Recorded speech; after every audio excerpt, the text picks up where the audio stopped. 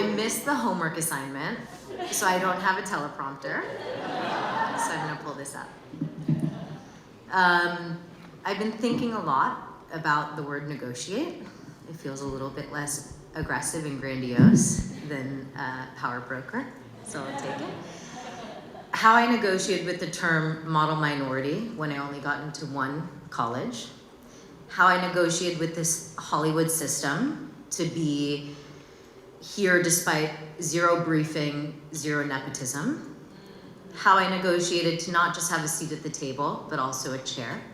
How I negotiated with myself internally to make sure that I am every part of my quilt as a first-generation immigrant woman, while making sure I am respected and heard on phone calls and in meetings with those people that I don't look like.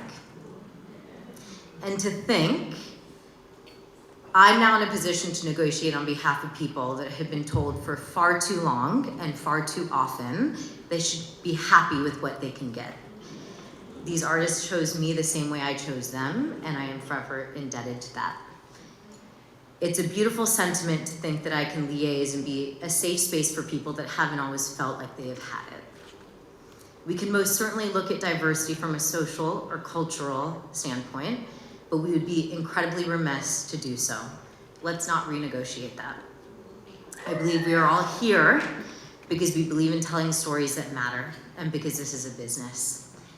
We, everybody here, are not a charity.